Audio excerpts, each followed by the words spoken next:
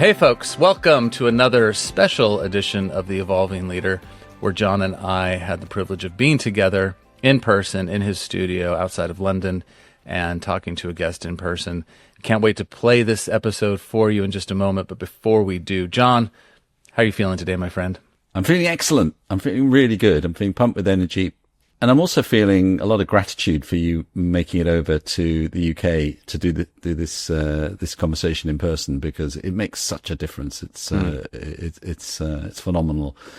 And I'm also feeling very grateful to the guest that made this show special, Jon Bircher.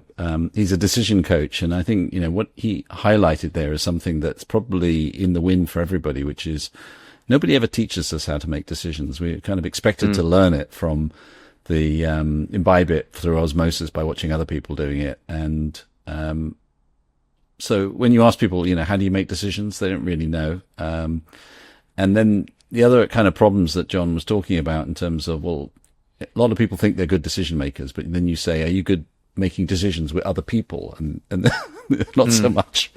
And do we learn from our decisions? These are kind of like simple questions that the answer is no, not really. No. And given the fact that leaders' number one job is actually to make decisions, that's quite an interesting observation. So I'm really excited to get into this show. How are you feeling, Scott? Everything you just said, 100%. I don't think we talk about it enough, right? I think the assumption that we are good decision makers, but to your point and to Jon's point, can we do it collaboratively? And are we reflective on our decisions? Certainly we all make decisions that we regret. But do we maximize the opportunity to learn from those mistakes and also then to inform how we make better decisions in the future? So I think it's a conversation we need to be consistently having as leaders in a more uncertain world. So let's tune in to this important conversation. Scott, it's so good that we're together finally after 4.5 years of doing this show completely virtually. How are you feeling? I'm feeling so grateful to be with you. We've been talking about doing in-person shows for 4.5 years. Yeah. And today's the first day. It's good to be near you. Yeah, you too. I don't have any Zoom delay and I want to talk to you. I actually hear what you're saying in real time. It's great. Well, we'll be able not to interrupt each other now, so that'll be good. We get some visual cues. Yeah, I'm excited. Thanks for having me here with you. Excellent. Well, I'm feeling really excited about today because I've got a guest who I've been talking to for best part of a year around his work, and I'm fascinated by it because it's like the lifeblood of leadership and how organizations function. So, Jon, welcome to The Evolving Leader. It's great to have you here. Thank you for having me. How are you feeling? I think I'm feeling the love. I mean, it's really, I'm excited because you guys are excited to see each other, which is really cool. No, I'm in a really good place, actually. This year's been an exciting year. I'm buzzing, a little bit nervous about where we go today, but no, I'm in a good place. So you had a really successful career and it had, some different phases to it. So why did you get in? Can you tell us a little bit about why you moved from that into becoming a decision coach? I'd like to say it was very clearly planned out decision, but it wasn't quite like that. And I guess the easy answer would be decisions matter and our life's made up of the decisions we make. That's the kind of quick answer. I think it was a combination of things. Like I'd come out of a career in leadership and in particular strategy consulting, and spent my life really helping in the world I was in, pharmaceutical and biotech companies, think about the choices they were making with the assets they were bringing through and the brands they were launching. And I started coaching and realized that many of the reasons people came to a coaching conversation was because they had tricky decisions to make. And I guess that passion for coaching and then recognizing that a lot of what I had been doing was helping people with decisions, albeit at a more strategic level rather than a life level, started to intrigue me. And then, I started to dig around a little bit and say, I think there's an unmet need here that kind of matches my passion. And I'm not quite convinced that people are being well equipped to be better decision makers. Was there a theme in what people would ask about when they came to you saying, listen, I'm faced with tough decisions? Did you explore like patterns of fear around making the wrong choice, or what was the number one like motivator for people coming to you? I'm not convinced people, and maybe this is a topic for a conversation, but I'm not convinced people always knew they were making a decision, or that there was a decision in front of them. But I think what I was starting to notice, maybe it's just like, I think as coaches, we attract certain types of people, our experiences, or the way we show up. And I was finding I was meeting quite a lot of people who were at a point in their life where they were questioning, okay, what's next? You hear that kind of adage of, I've kind of climbed that mountain. I feel like I've got another mountain in me. Don't really know what it is.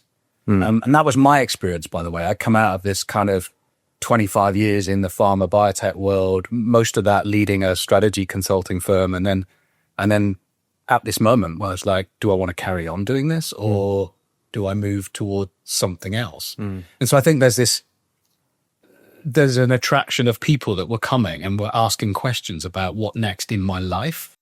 I'm not quite sure what it is, but I don't think I want to carry on doing what I'm doing. And so those are big questions. And actually in some ways more important than a product being launched, right? It's about where do I want to go next? Who do I want to be type questions. So that's probably where it started. And then I just started asking questions to people about decision-making as a skill. Did they feel it was a skill they'd spent time on or learned or been educated in? And I kept finding almost the same answer, which is it's really critical. The more senior you get, the harder the decisions are, the more complex the decisions are, the more risky the decisions are. And then the other answer was that I've never been trained on it. And 99.9% of the time, that's quite anecdotal, but people were saying, I've never had any training on decision-making at all in my whole career. And these are senior leaders. That's fascinating, isn't it? I mean, it may be a truism that decision making is the key to making a business work. I mean, that's what we're paid to do as leaders. So why is it left to chance, do you think? Why do organizations not teach leaders how to make decisions? I feel a little bit like if whether you look at Harvard Business Review or you look like a Korn Ferry report, or when you look at these various different Forbes or whatever it might be, who explore what are the skills you need to be a great leader, you don't that often see decision-making or decisiveness pulled out. You do sometimes, but not that often. And I wonder whether this is part of the challenge, because it kind of gets wrapped up in other things. I think you had a guest on who talked about being a great strategic thinker, or you have skills around critical thinking or leadership more generally. And there's part of me that thinks it gets wrapped up in those other things and therefore doesn't find its way as a specific skill that gets pulled out and developed and nurtured. And therefore what really happens is people have to learn on the job and they just do it by experience. I was going to point that out too. I was wondering, do we conflate it into the experience module, right? Or the experience sort of like, you have this experience, so I assume you must be really good at making decisions in this field, right? But we'd like to think of decisions as purely rational, and probably like to think of ourselves as rational decision makers, but decisions are quite messy, right? The whole process is quite messy. So can you tell us a little bit about your frame? I don't know. It'd be really interesting if you could kind of get a live feed from the audience listening, because my sense is, especially when you start to look at profiling individuals and how they feel about decisions, it's not this simple, because it's probably a sort of sliding scale around a range of factors. But I think different people feel differently about decisions. So some people say, yeah, I think, decision making is rational and objective, and I'm quite rational and objective.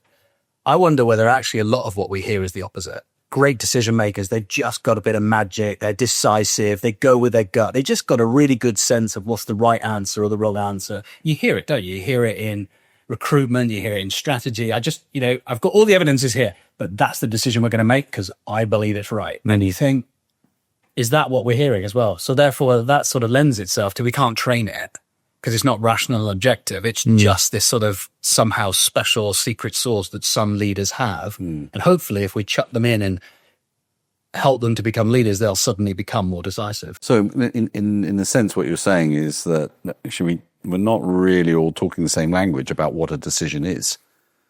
Because some people think it's logic, some people think it's kind of like that emotional, social kind of mix of things.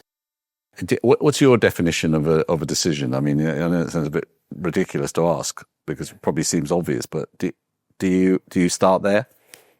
Yeah, and I wonder whether is it decision or is it decisive? You're decisive because you kind of know the answer and you've got a good gut feel.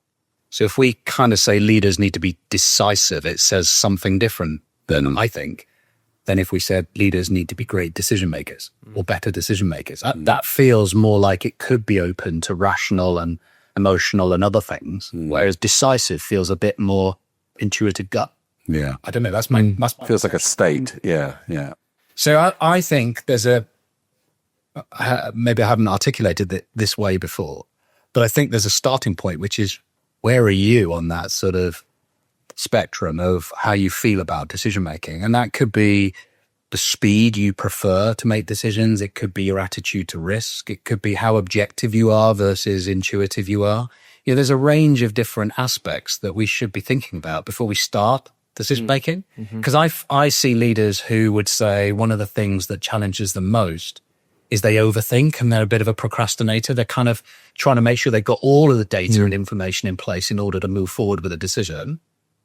And you've got the other end of the spectrum. You've got decision makers who are just going with their gut, making really impulsive decisions, and the rest of the organization is going, can just slow down.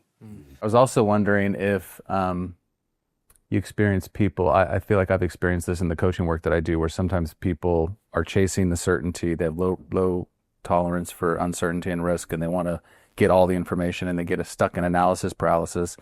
And then I talk to people like you're talking about, where they're just sort of almost bulldozing, trust my gut.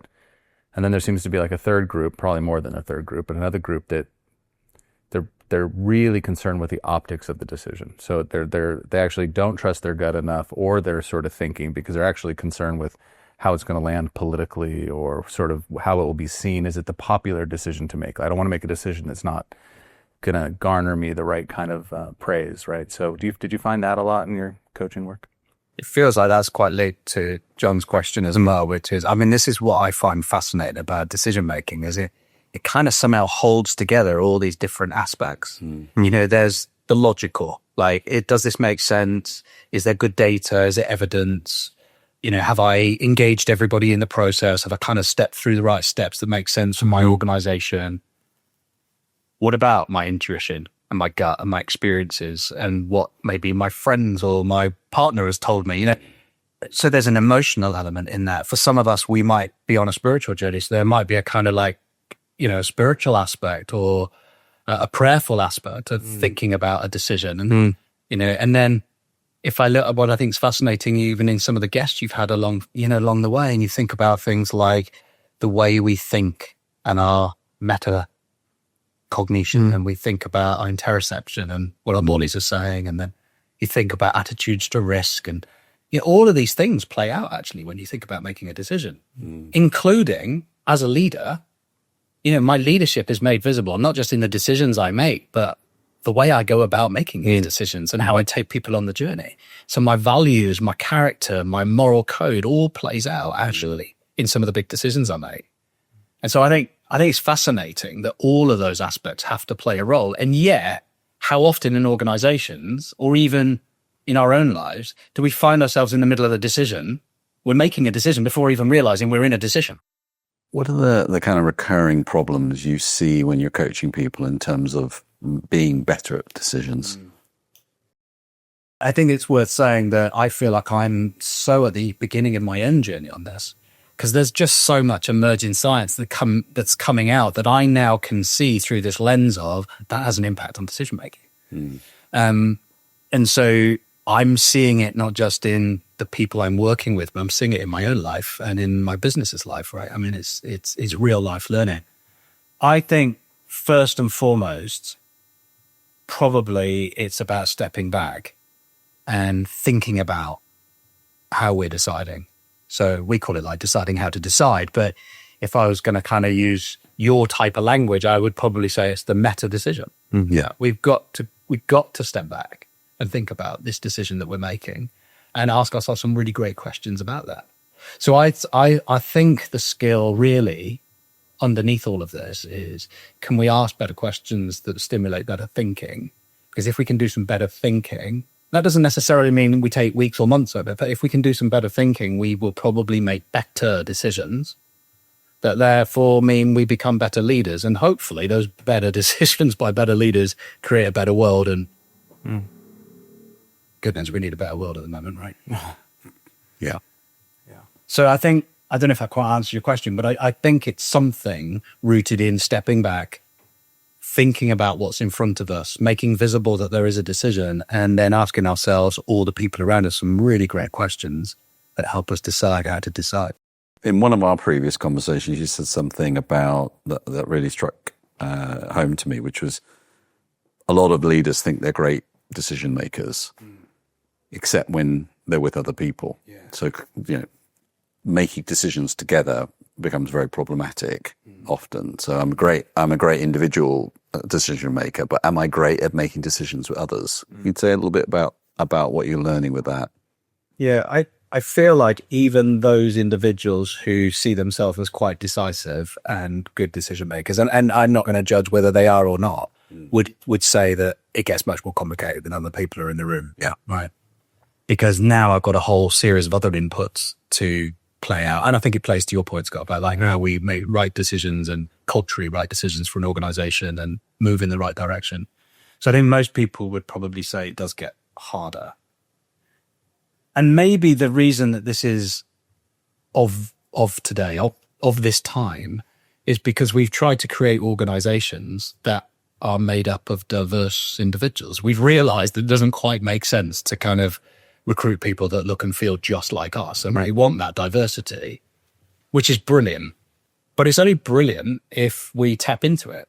And I'm not necessarily talking about religious or cultural or ethnical diversity. I'm probably getting to the heart of like cognitive diversity. Mm-hmm. So if we're going to tap into all these different people with all their experiences and challenges and ways of viewing the world and biases and perspectives and assumptions, all that stuff, then it's going to get harder, even though ultimately, if we do it well, the decision's probably going to be a better one. And so there, I think, is the challenge. How do you, when you've got a leadership team, for example, of 12 people in a room with different functions, with different geographies, with different perspectives and experiences, how do you go about, from beginning to end, making a decision, implementing that decision, and getting better at decision making? And I think that's where it gets tough. Have you looked at the conditions that need to exist in those rooms for being able to solicit and listen to the diverse perspectives and experiences? I had somebody say the other day, we shouldn't give answers, we should only give responses. I think that's a really nice way out, actually, because I feel like I'm still on that learning journey. So I'm going to give you a response. Is it the right answer? I don't know. I think one of the things is creating space to think. I'm a real fan of the work of Nancy Klein and the time to think context of creating conditions that ignite someone's independent thinking. And we live in a world where we like to interrupt and give a perspective, or we listen in order to be able to respond to someone else's answer. And so I think there's something about creating conditions that are good for better thinking. I think some of the tools, perhaps like, old tools like De Bono's thinking hats, are very helpful because they allow us to synchronously think as teams. So instead of when someone's coming up with an idea, someone else is poo-pooing it, is actually let's all come up with ideas together and then let's pull them apart together. Or have a specific team, like red teaming, where they're coming in and challenging something, but not everybody is challenging at different times. So I think there's some structuring of the environment and some tools and techniques we can use to better think together. I think one of the downsides that we tend to find in an environment that is quite easily solvable is when we're thinking about decision making individually or collectively, is there's almost two big phases that are going on when we're together in a room, or a series of events of being together in a room. The one is more divergent and one is more convergent. There's the period of time in the decision process where we are widening our options, looking at alternatives. It's like that more ideation phase. But then there comes a point where you can't just keep coming up with more and more options and alternatives. You've got to evaluate those and ultimately select a way forward. And so different schools and different tools and techniques you would use and different environments you would create, depending on which of those parts of the process you're going through. But we tend to convolute them. And often what we'll do is somebody comes with a pre-prepared business case on 3 options, and then the group decide on. Right. And we haven't had any input in the different options. We haven't done any collective thinking about options and alternatives that will be better than the ones that are already being tabled.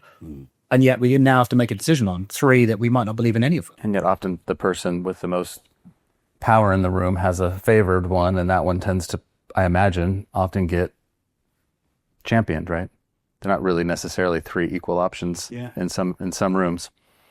Yeah, and the job becomes about persuasion as opposed to what's the best decision in that particular environment. So I paused because it made me think back to your question earlier, Jon, which is why are organizations leaving it to chance? I wonder whether part of the reason organizations leave it to chance, to use your words, is because there's a lot of escalation that happens with decision making. So people go away, they do all the work, they come, and then it gets escalated. And the most senior person, a lot of the big decisions happen at the very top. I can't think of many organizations really push the critical decisions, the real final decisions down.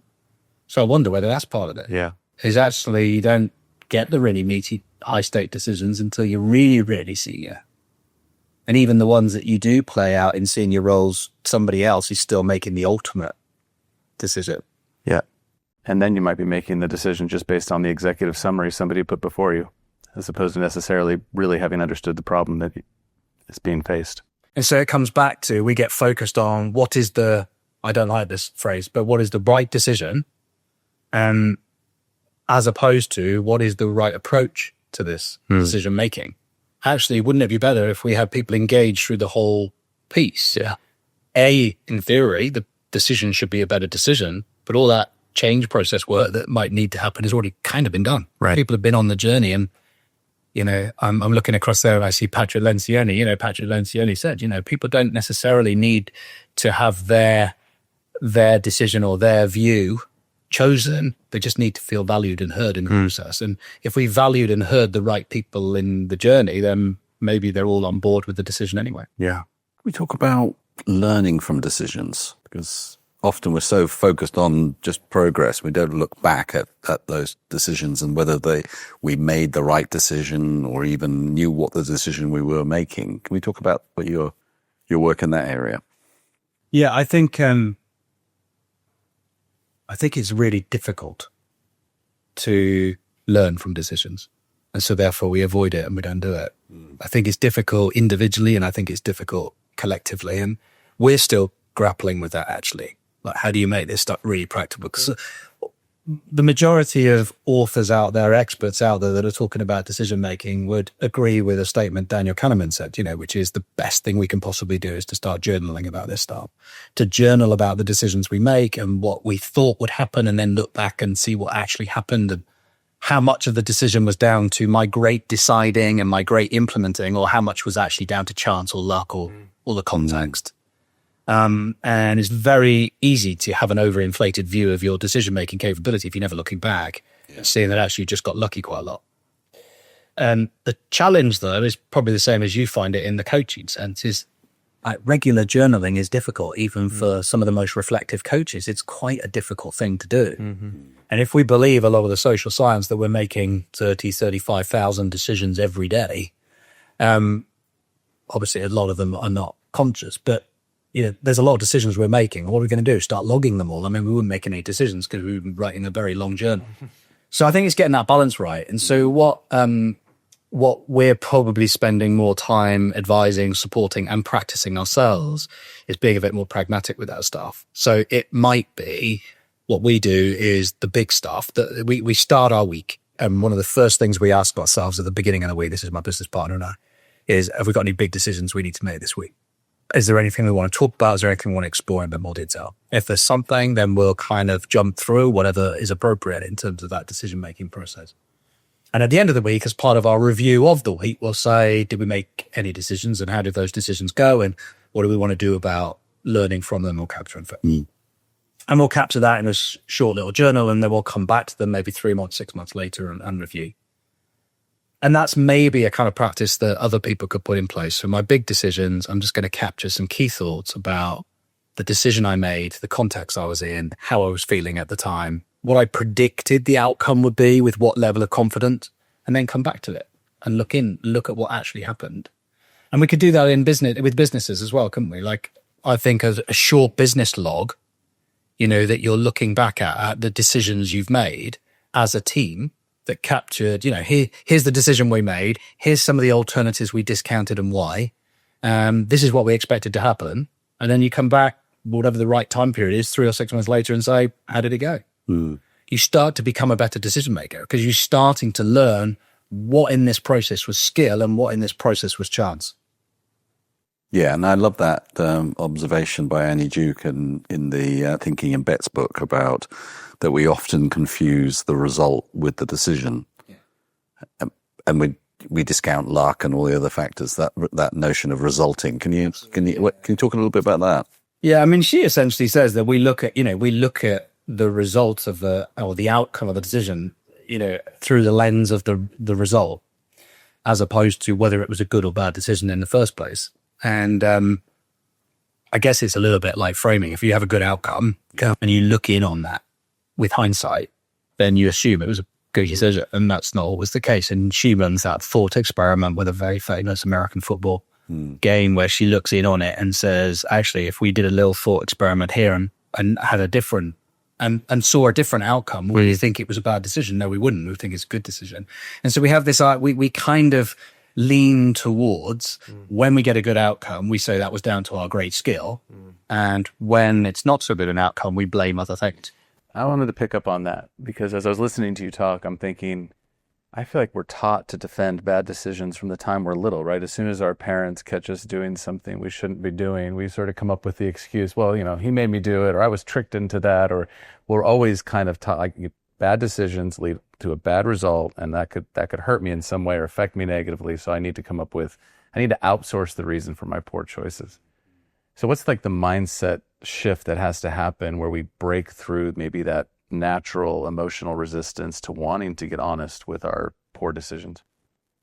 For me, I try to think about, I use the language of better rather than right, wrong, poor, good. You know, I just think like, what's our job? Our job is to try to make better decisions than we would if we didn't put the time and energy into it, because there is a whole piece here, which is we can't control it.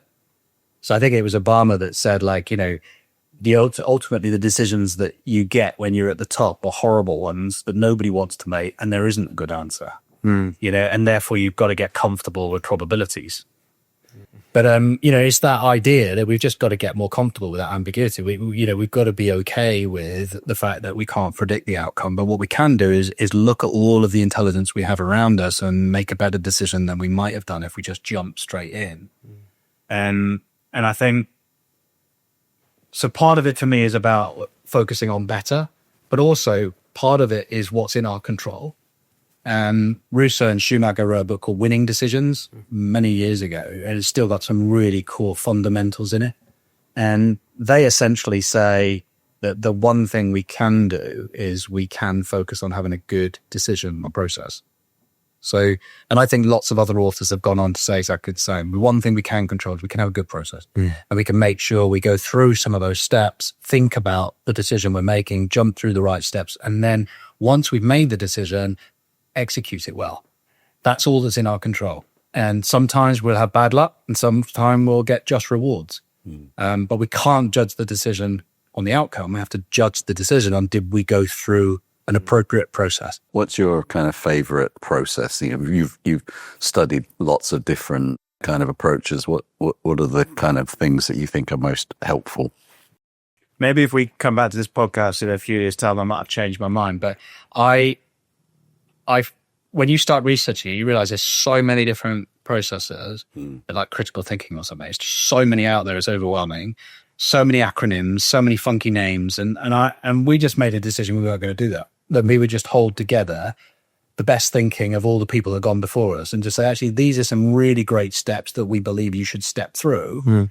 Sometimes you need to dial this bit up. Sometimes this bit can be dialed back. Sometimes because of your preferences or organizational style, you need to spend more time here. Sometimes you can move through the process quite quickly. And those, maybe I'm answering your earlier question there, framework of thinking really is there's some great questions you can ask around certain steps in the process.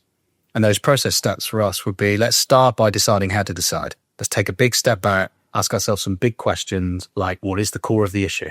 Is this even the right time to make this decision? Who needs to be in the room, and what intelligence do we need to challenge our biases? That kind of questions, right, up front. Once we do that, we almost act a bit like scientists. So some people do this the other way around, but like scientists, we go, actually, let's start with some hypotheses. So what might be the options available to us? If we were going to widen our options, knowing what we know now, what might be 2, 3, 4, whatever it is, different options that we could take with this decision? So we widen options. And then we move into a phase of what we call gathering intelligence. And we're gathering intelligence for those two reasons. We're gathering intelligence to help us with that widening. Because if I've got no experience with something, I've never done something before, then it's going to be quite tricky for me to come up with options. So I might be looking for intelligence that helps me widen my options and come up with more alternatives. Or I might be gathering intelligence gathering intelligence to help me finally make the decision around some criteria that I might set. So step back, decide how to decide, widen our options, gather intelligence that might help go back and help me come up with more options, or then help me make a decision. After that, we're getting into implementation. How do we really execute well on this decision? Everything from tracking the decision to communicating it, to engaging the organization, to delivering the project. And then consciously putting in that intentional step to say, okay, we're going to come back and look at the outcome and create some kind of learning loop that allows us to overall become better decision makers. So those are the kind of big steps that we would jump through. But depending on the decision and its familiarity and your experience, you might spend more or less time at different places in that process. I was going to ask, can that process still be followed when decisions have to get made at pace?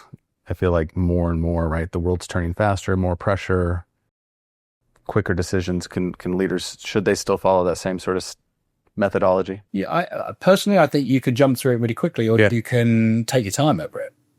But the important thing is to say, okay, I've got this decision. Let's not jump straight into making a decision. Let's just take stock. How reversible is it?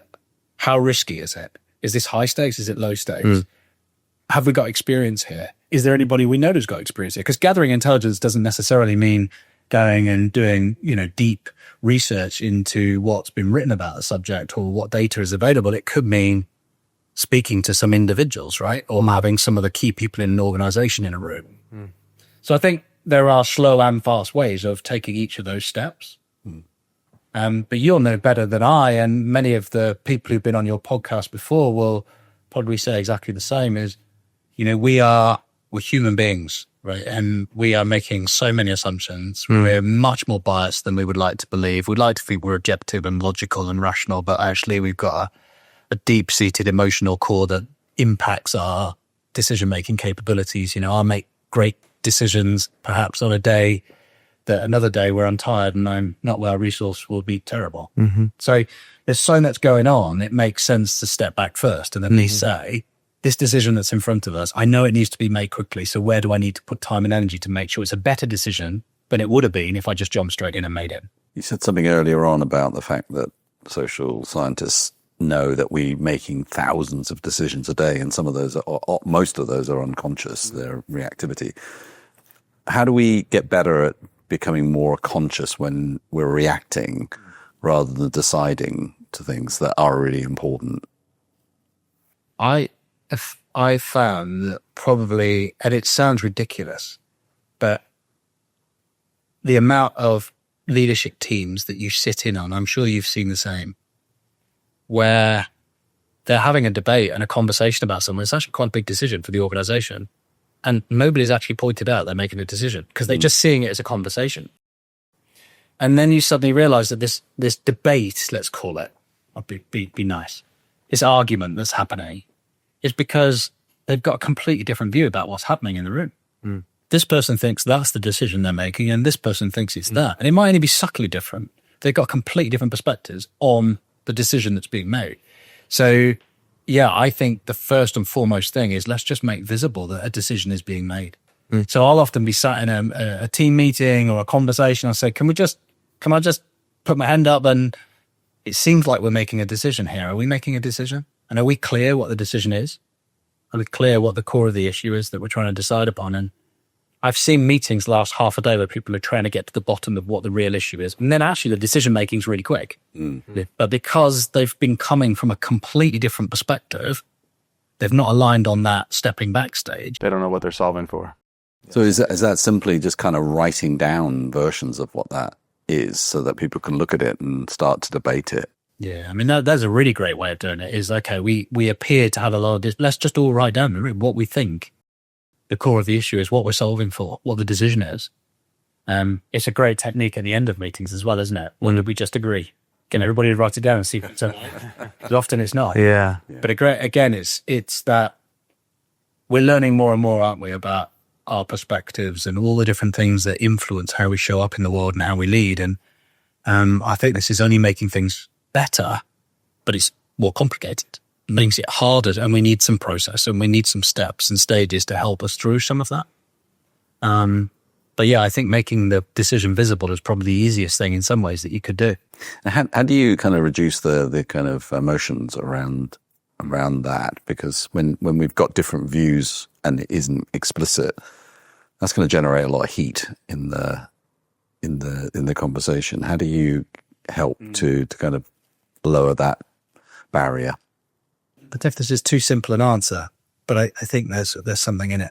And this is my own experience as well. Emotion is an important intelligence that we can utilize in decision making. So asking ourselves questions about why am I feeling this way and what are these emotions telling me about this decision is important part of the intelligence. We talked earlier about where, and I kind of used extremes, but you might have somebody right over here it's all about the gut. It's how I feel is just something I can't put my finger on. It's all intuition. Let's call it over here. Someone over here said, no. It's got to be objective, rational, needs to be data driven, evidence based, et cetera. I know it's quite sort of polar differences, but we need both. That's the truth. We need to think about the sort of evidence, the data, the rational, the experiences. We equally need to think about what our emotions telling us because, we often know things, don't we, in our bodies. If we could only tune in a little bit more, we might be able to use that intelligence as part of our overall gathering of intelligence to help us make a better decision. So just to make it real, like when Mark and I were bringing our businesses together, we brought two coaching businesses together as one. As we kind of experimented with some of that, I just had these really overwhelming emotions. I couldn't work out what it was. Something didn't quite feel right. It wasn't anger. It was like some level of frustration or sadness, or there was stuff going on. And I just stopped and asked myself that question. What is this? What are these emotions telling me about this decision and what's important? And I didn't just leave it there because we've got the kind of relationship that allows us to do that. We explored that together. And by exploring actually the emotional aspect of what I was sensing and feeling, it took us in a completely different direction than we would have taken in terms of the way we set the company up and how it works and how we work with each other. So I think for me, it's about not discarding emotion and saying, oh, come on, let's not be emotional about it. It's actually using that alongside other intelligences that we can bring into the mix.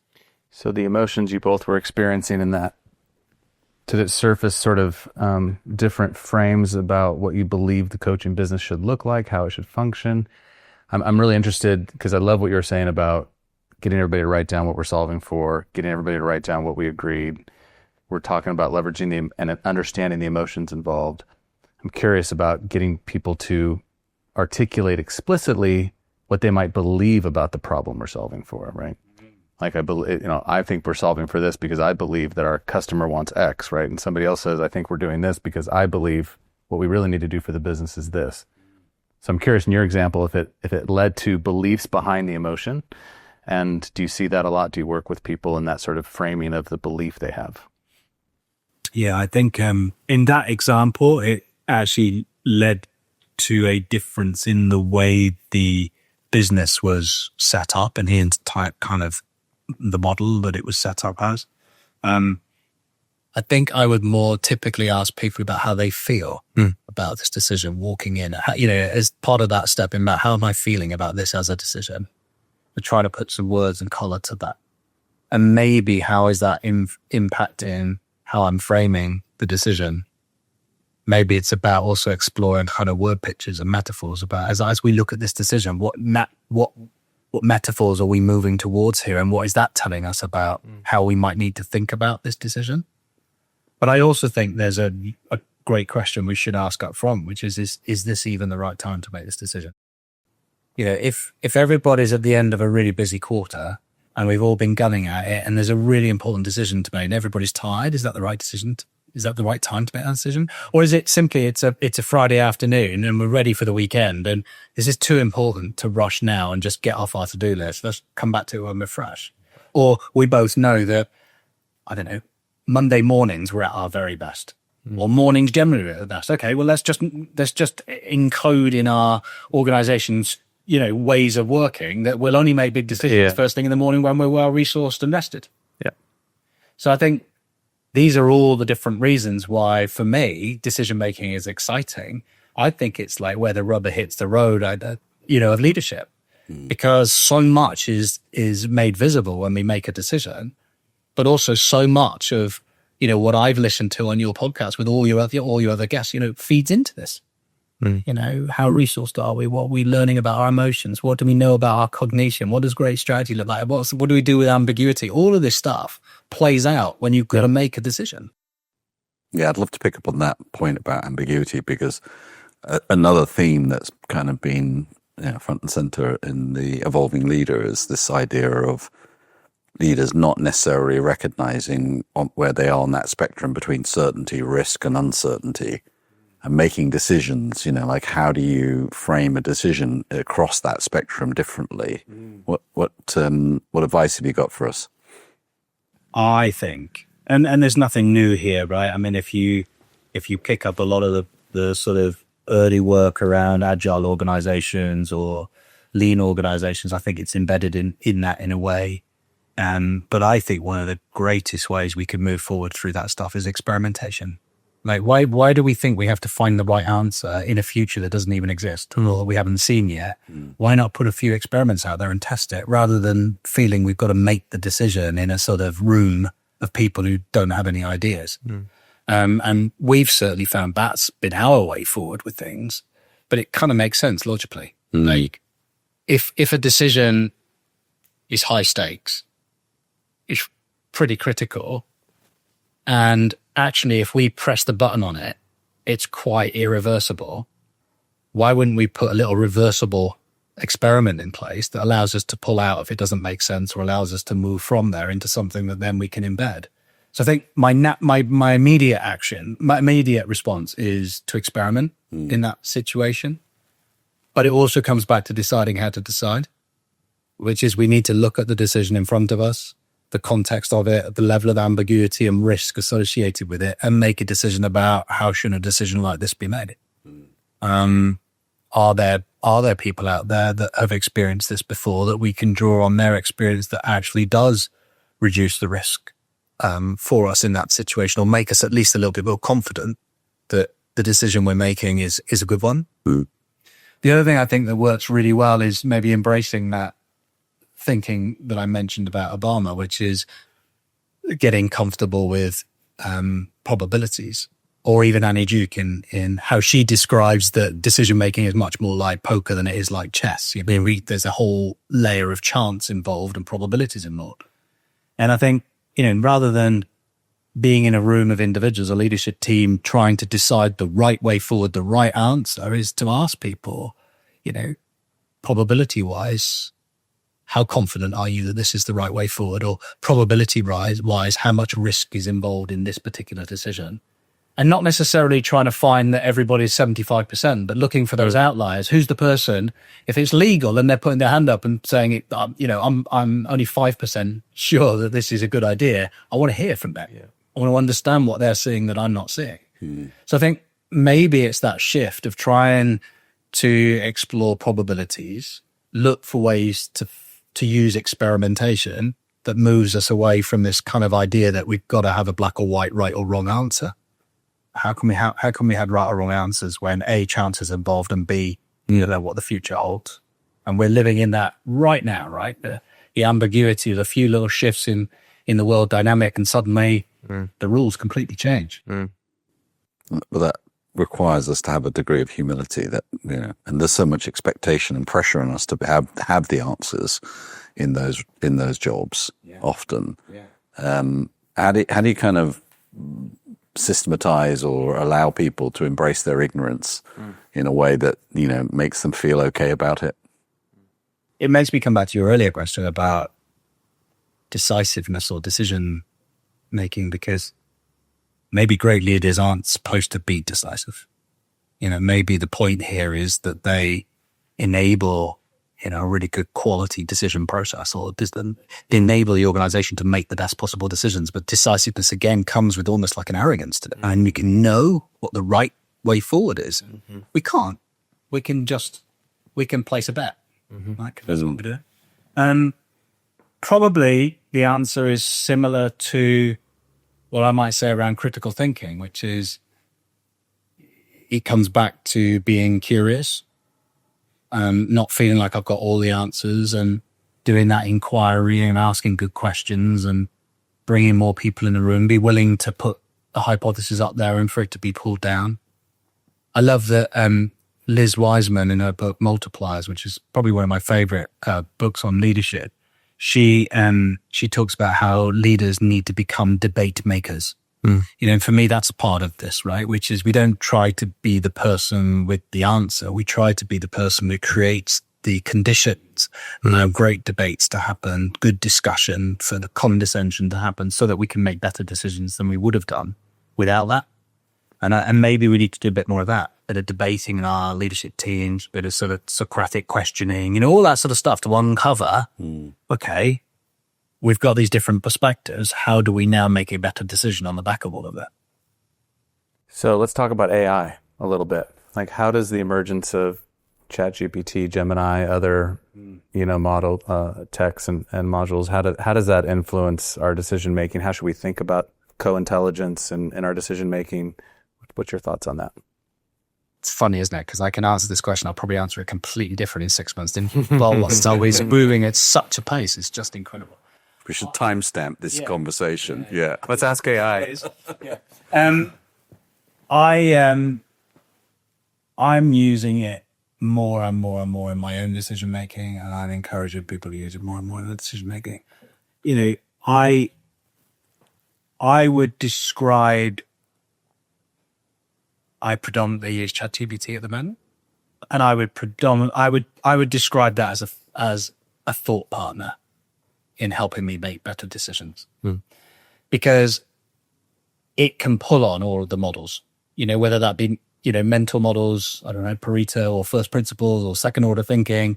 I don't need to remember all of that and then figure out how to, you know, I can ask it questions and say, okay, here's a decision I'm looking to make. Here's some of the options I've explored, you know, using first principles, help me understand what assumptions I might be making. What biases might I be exposed to? And so there's a thought partner piece that allows me to tap into its knowledge of models and tools and techniques. I recently wanted to come up with more options on an idea that I didn't really know much about. And so I decided to ask it to take me through De Bono's thinking hats and to ask me, you know, for a period of time with each hat. And then I would type in my thoughts and answers, and it just allowed me to think better. I think it helps as well to isolate some of those biases and assumptions and how I might combat those. I've also found that even when it's something that's more emotional or, for me, spiritual, like there's a massive spiritual element for me when I make decisions. I feel like I want to make decisions well, but equally I want to pray about those decisions. And it doesn't, I thought it might discount it. But what I've found with using ChatGPT is then it asks some really great reflective questions about values, about you know, I asked, what did it get the other day? It said something like, so I'm intrigued. What does waiting on God mean for you? You know, and it's like, where did it get that from? Like, and it's honestly in some part of something I've asked it. So for me, it's a thought partner that starts to get me more and help me to make better decisions. I'm not asking it to make a decision for me, but I'm helping I'm using what I would do with someone in a coaching capacity to think something through when I haven't got maybe somebody I want to think it through with. And the final thing I think it does, which is very helpful, is you can then say, right, we've been doing this, we've been playing with this for the last couple of hours. Can you just summarize where I'm at in all of this thinking? Which options seem to be bubbling to the surface based on all of the responses and questions? And so it's helping me through that process. I love that you're saying partnering as opposed to sort of outsourcing it, because I'm wondering what your thoughts are on the potential for, if we don't use it well, can it make us worse decision makers over time? Like, I'm a terrible speller now. I used to be a great speller, but autocorrect, it's killed my spelling, right? I go to write things down by hand and I'm like, how do I spell it again? Right? So I'm just curious, like, as these technologies evolve and emerge, if people become more dependent on them, not using them as the appropriate partner, but almost outsourcing the decision a bit, will that actually kind of work against us and our ability to make decisions? I mean, I don't know whether people would outsource a decision, right? Shall I marry this woman or not? Shall I take this job or not? Shall I invest in this business? Or maybe they will. But I feel like with something like decision making, we are so undertrained on it. Coming back to our point, I haven't really had training on it. That if everybody just embraced asking Chat GPT to push a decision through a couple of models that we know are good mental models and good frameworks for decision making, if we believe that would be helpful in catalyzing greater thought for them to make a better decision, then I'm pretty sure that would be a good thing overall. Because it's not like spelling where we were good at it and now it might erode it. Lots of people aren't making great decisions because they're just going with their gut, or they're not actually making the decision and spiraling and stuck in a loop of procrastination. So I don't know. It's early days, right? As I say, I might answer that differently. I'm only experimenting with it myself. Sure. Yeah. My best experience, just as a little sideman, is I tried it out with my son, who had some big decisions to make about university and gap year and different courses that he could have done. And I tried to have some coaching-like conversations with him, which clearly didn't go down very well because I'm his dad, he's my son.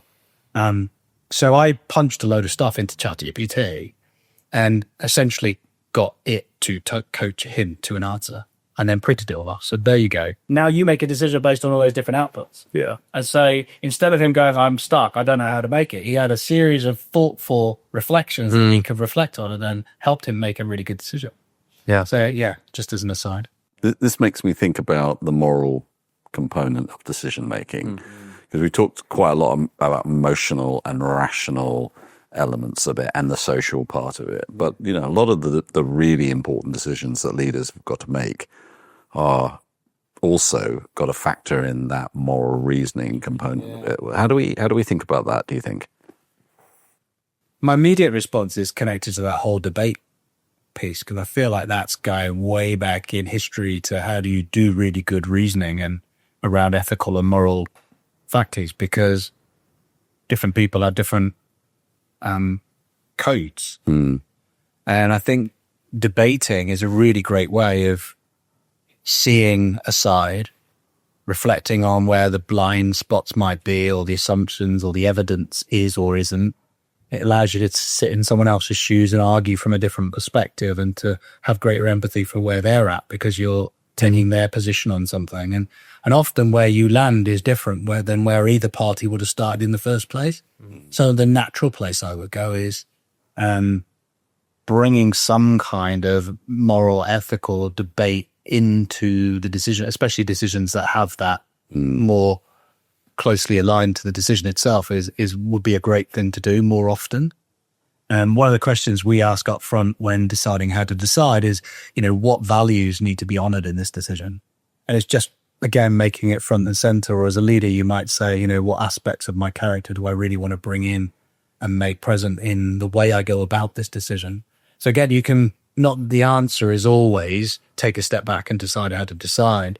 But I think you can almost build your own principles up front about the sorts of questions you want to ask before you start an important decision process.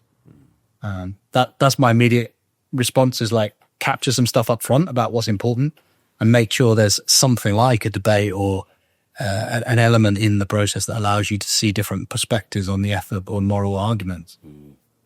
That feels like we're going the other end of AI, right? I'm almost imagining kind of these guys in Greece somewhere reasoning and arguing and having those sort of ethical, moral debates.